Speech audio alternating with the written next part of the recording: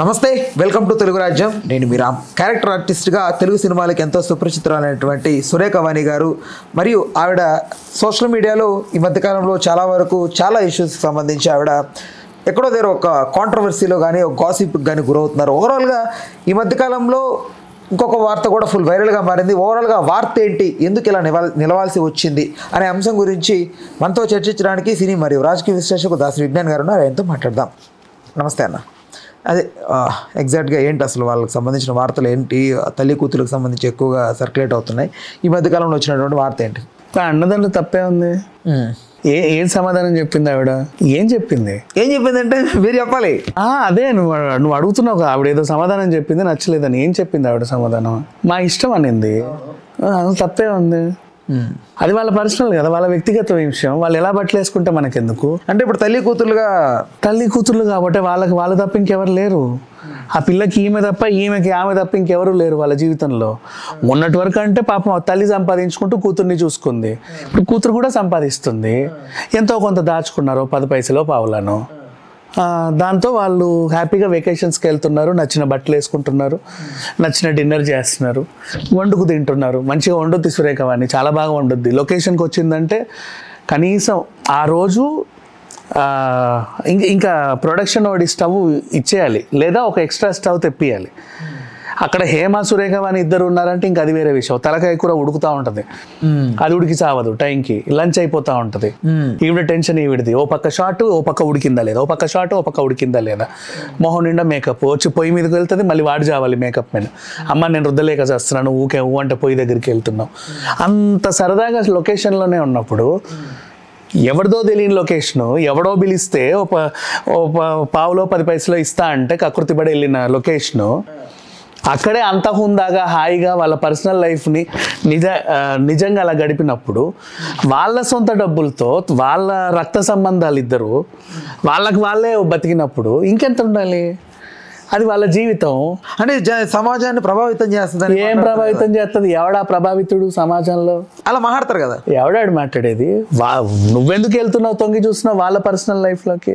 నచ్చిన బట్టలు వేసుకుంటారు, నచ్చినట్టు ఉంటారు. వాళ్ళకు ఉండి ఇదే జన్మ, ఇంకో జన్మకి వాళ్ళ తల్లి కూతుర్లో తెలియదు, అసలు వాళ్ళు ఉంటారో లేదో తెలియదు. అట్లా ఇప్పుడు సోషల్ మీడియా మనశ్శాంతికి ఎలా బతికినేస్తుంది ఎవరినైనా? చావండి. అదే అంటున్నా, చావండి. మీరు మనశ్శాంతిగా బతకకపోతే చచ్చిపోండి, చాలా హ్యాపీగా చావండి. నీకు ఈ ఫోటోలు నచ్చకపోతే చచ్చిపో.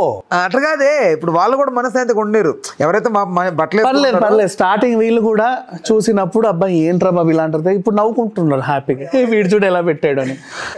అంతే. అంటే ఎవడైతే విమర్శిస్తున్నాడో ఆడే ఫస్ట్ లైక్ కొట్టుంటాడు ఆ వీడియోకి. అంతే. ఆ వీడియో కానీ పోస్ట్ కానీ ఎగ్జాంపుల్ మన ఇద్దరమే మాట్లాడుకుందాం. ఒక వీడియో చేస్తే నన్ను కూడా బోల్డ్ మంది తిడతారు. నన్ను తిడతారు, యాటిట్యూడ్ అంటారు, బాడీ లాంగ్వేజ్ మార్చుకోమంటారు, 100 మాట్లాడతారు. నేను నవ్వుకుంటా.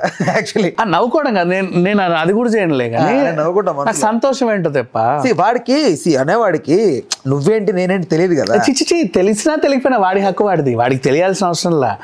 సంతోషం ఏంటంటే వాడు చూస్తున్నాడు కదా. కామెంట్ నీకు నచ్చిందో లేదో తర్వాత శనకావేశంలో ఇలా పెట్టేస్తాడు కామెంట్. నేను కూర్చున్నానంటే నాకు అన్ని పాజిటివ్నెస్సే రావాలి, నువ్వు నన్ను విమర్శించొద్దు, నువ్వు ఎప్పుడు నన్ను పొగుడుతానే ఉండాలని నా మనస్తత్వం అలా ఉంటే నేను రావడం మానేయాలి. నేను పబ్లిక్ లైఫ్కి వచ్చినప్పుడు నన్ను తిట్టేవాడు ఉంటాడు, పొగిడేవాడు ఉంటాడు. నాకు ఇష్టం లే పొగడతలు. తిట్లు కూడా ఇష్టమే. మరి తిట్టినా కూడా ముద్దుగా తిడతాడు, ఒరే బండ విధవా అంటాడు. ఒరే సోడా బుడ్డి, ఒరే ఈ లారీ అద్దాలోడా, ఇవే తిడతా ఉంటాడు. ఒరే అజ్ఞాని అంటాడు. ఏమో సంతోషం, వాడు ఆనందం వాడిది. ఈ రోజు నన్ను తిడుతూ కూడా నువ్వు సంతోషపడుతున్నావుగా, నీ సంతోషానికి నేను కూడా ఒక కారణమేగా. అంటే నేను సంతోష పెడుతున్నా కదా, నేను ఎందుకు ఫీల్ అవ్వాలి దానికి? ఈ సందర్భంగా కూడా చెప్పాలనిపించింది నాకు. ఎవడైతే నన్ను యాటిట్యూడ్, వీడికి కొంచెం బాడీ లాంగ్వేజ్ మార్చుకోవాలి, ఆ క్వశ్చనింగ్ ఏంట్రా, ఆ టోన్ ఏంట్రా అంటున్నాడు, అది చెప్పాలనిపిస్తుంది నాకు. ఇది రియల్, ఇక్కడ ఏం ఫేక్ ఉండదు. ఫేక్ ఉంటే చెప్పండి ఇట్లా అది వద్దు. మనకి ఏంటంటే ఇది రియల్ కాబట్టి ఇలాగే ఉంటాను నేను. నువ్వు ఆఫ్ స్క్రీన్ చూసినా ఇలాగే ఉంటా, కెమెరా ముందుకు వచ్చి వంగి దండాలు పెట్టి పోయిన తర్వాత తిట్టుకునే రకాలు కాదు కాబట్టి ఇలాగే ఉంటాను. నువ్వైనా టాపిక్ మనది సురేఖ వాణి సుప్రీతది కాబట్టి ఆ పిల్ల ఒక సినిమా చేసింది, చౌదరి గారు అబ్బాయి, నాయుడు గారు అమ్మాయి అంట. అమరదీపం, ఆ బిగ్ బాస్ అమరదీపం ఇందులో హీరో. వచ్చిన తర్వాత నుంచి వాళ్ళు సినిమా ఏదో లాంచ్ ఆ తర్వాత ఈ పిల్ల అందులో హీరోయిన్. ఏదో దానికి ప్రమోషనల్ ఈవెంట్లో పాల్గొంటుంటే ఒక అతను వెళ్ళి అడిగాడు, ఇట్టుంటావు అని. ఇట్టనే ఉంటాయి ఏంటి అనింది. తప్పేంటి మరి? వాళ్ళందరూ నిన్ను వాళ్ళందరూ నా జీవితం నాది, నా కూతురు జీవితం నా కూతురుది. నేను ఎట్నే ఉంటానంటే అక్కడ పాయింట్, నువ్వు ఇలా ఎందుకు ఉండాలి? మాకు నచ్చినట్టు నువ్వు ఉండాలి. నువ్వు నీలాగుంటే కుదరదు. అప్పుడు నేను ఎలా అయితే ఉంటానో అది నువ్వు నచ్చించుకో. అదే అర్థమైందా? ఈ సమాజం పట్టిన పరమ వరస్ట్ థింగ్ ఇదే. ఎవరికి నచ్చినట్టు బతకూడదు. సురేఖ వాణి వాళ్ళ కూతురు వాళ్ళిద్దరు వాళ్ళు తప్ప ఎవరు లేరు వాళ్ళ జీవితంలో. అది వాళ్ళ ఇష్టం, ఎలాగైనా ఉంటారు. వాళ్ళ సంపాదన అది. నువ్వేం పోషించట్లా, నువ్వేం వాళ్ళకి ఫ్లైట్ టికెట్లు వేయట్లా, నువ్వేం వాళ్ళకి హోటల్ రూమ్లు బుక్ చేయట్లా, నువ్వు తిండి కూడా పెట్టట్లా, నువ్వు కనీసం జెప్టో పార్సల్ కూడా పంపట్లా. నీకు ఎవడు అడగడానికి? నీకెందుకు? అయినా నువ్వు పంపినా సరే నీకేంటి హక్కు వాళ్ళపైన? అది వాళ్ళ వ్యక్తిగత జీవితం. అండ్ వాళ్ళే కాదు, ఎవరైనా సరే గుర్తుపెట్టుకోండి, మీకున్నది ఒకటే జన్మ. అవును. ఈ జన్మలోనే ఆమె అమ్మ, ఈయన నాన్న, ఈయన అన్న, ఈమె చెల్లి, తమ్ముడు, వీడి ఫ్రెండ్, ఇది నా కుక్క, ఇది నా కుర్చీ. ఈ జన్మకే. నీకు వచ్చే జన్మ ఉందో లేదో కూడా నీకు తెలియదు.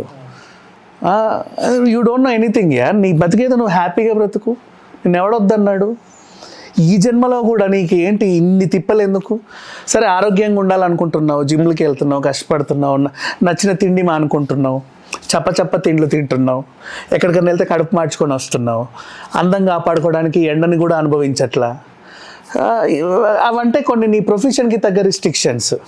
It's okay, acceptable. నీకు నచ్చినట్టు ఉండడానికి తప్పేంటి చెప్పు? కడుపులు కూడా మార్చుకోకండి, అంత అవసరమేం లేదు. నువ్వు ఎన్నేళ్ళు బతుకుతావో కూడా తెలియదు. సురేఖ వాణిని కానీ ఆవిడ కూతుర్ని కానీ ఎవడైనా సదుద్దేశంతో బాగుపడమంటున్నాడా? లేదు. అంటే ఐ మీన్ కరెక్ట్ ఉండమంటున్నాడు? లేదు.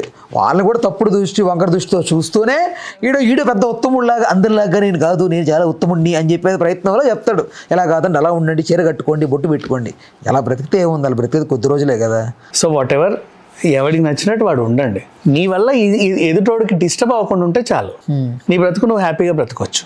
అంటే నా బతుకు నేను బతుకుతున్నా కదా అని ఎక్కువ సౌండ్ పెట్టుకొని చుట్టుపక్కల వాళ్ళని డిస్టర్బ్ చేయడం, పైన టెర్రస్ ఎక్కేసి అందరినీ ఇట్లాంటివి చేయొద్దు. ఒకడికి ఇబ్బంది కలగకుండా నీ జీవితాన్ని నువ్వు హ్యాపీగా గడపగలిగితే, నీకు నువ్వు బతికితే చాలు, ఇనఫ్. నువ్వు ఎలాగైనా ఉండు, నేను అడిగేవాడు లేడు, వాడు నీకు పెట్టడు, నీది వాడు అడగడు, ఉండండి అంతే. కాకపోతే కొంచెం బోల్డ్గా, అంటే ఇప్పుడు ఎలా అంటే తల్లికి చాటు బిడ్డ అని పెరిగిన ఎవరైతే సుప్రియ ఉందో, ఈ అమ్మాయి కొంచెం బయట తిరిగేటప్పుడు కొంచెం ఎక్కువ బోల్డ్గా కనిపిస్తూ ఉంటే అప్పుడు తల్లికి డ్యామేజ్ కదా. సురేఖ వాణి మీద బ్యాడ్ ఒపీనియన్ క్రియేట్ అవుతుంది కదా. అదే నువ్వు ఆ బట్టలు ఆవిడ వేస్తే నువ్వు ఎందుకు ఇట్ట తొంగి చూస్తున్నావు? లోపలే ఉందని. ఆ పిల్ల బట్టలు ఆ పిల్ల వేసుకుంటుంది. ఇప్పుడు నువ్వు గోవా వెళ్ళావు, బీచ్ దగ్గర బీచ్ వేర్స్ అన్న అలాగే ఉంటాయి. స్విమ్మింగ్ పూల్ నేర్చుకుంటున్నావు, పద్ధతిగా చెప్తా. స్విమ్మింగ్ నేర్చుకోవడానికి వెళ్ళావు, నీతో అక్కడ అబ్బాయిలు వస్తారు, అమ్మాయిలు వస్తారు. స్విమ్మింగ్ కి హెవీ లెహంగా వేసుకుని ఎవరు వెళ్ళారు? అవునవును. షెర్వాణి వేసుకుని అయితే రావుగా. దెన్ స్విమ్మింగ్ డ్రెస్ కంటూ ఒక ప్రత్యేక, ఎంత కాదన్నా సెమీ న్యూడ్సేగా ఉండేవి. ఖచ్చితంగా. నువ్వు స్విమ్మింగ్ నేర్చుకొని వెళ్ళు. వాళ్ళు ఎలా ఈదుతున్నారు, వాళ్ళు ఈదుతుంటే వాళ్ళ అంగాంగ అవయవాలు ఎలా కదులుతున్నాయో ఎందుకు చూస్తున్నావు? ఈ అమ్మాయి ఆవిడ కంఫర్ట్గా ఒక డ్రెస్ వేసుకుంది, తన ఇష్టం అది, ఓకేనా? తన బ్రతుకైతే తన బ్రతుకు తను వెళ్తుంది. నువ్వెందుకు ఆవిడ్ని వక్రంగా చూస్తున్నావు? ఆవిడ పాటలు ఎలా ఊగుతున్నాయో ఎందుకు చూస్తున్నావు? ఆవిడ ఎలా నడుస్తుంటే ఎలా తొడలు ఎలా ఊగుతున్నాయో ఎందుకు చూస్తున్నావు? అట్లా చూడాల్సిన అవసరం ఏంటి? నీ దృష్టికోణం ఎందుకు అక్కడికి వెళ్తుంది? తప్పు కదా. బీచ్కి వెళ్ళినప్పుడు అంతేమా, నువ్వు గోవా వెళ్ళు, అందరూ అలాగే ఉంటారు ఆల్మోస్ట్. బీచ్ల దగ్గర ఫారినర్స్ కూడా వస్తారు. ఇట్లా చూస్తావా వెళ్ళి? ఎందుకు చూస్తున్నావు? తన కంఫర్ట్ తను. ఇప్పుడు ఫారినర్స్ గోవాకి ఎందుకు వస్తారు అంటే ఆ ఎండకి ట్యాన్ అవ్వడానికి వస్తారు. వాళ్ళకి పాపం ఆ ఎండ దొరకదు అక్కడ ఉన్న లేత ఎండలు అవి అంత ఉండవు. ఇక్కడ మంచిగా ఎండకి ఫుల్గా ట్యాన్ అవ్వడానికి ఏం చేస్తారంటే చిన్న నూలు పోగులు వేసుకొని ఆ ఇసుకలో అలా పడుకుంటారు. ట్యాన్ ఏం సాధిస్తారు వాళ్ళు?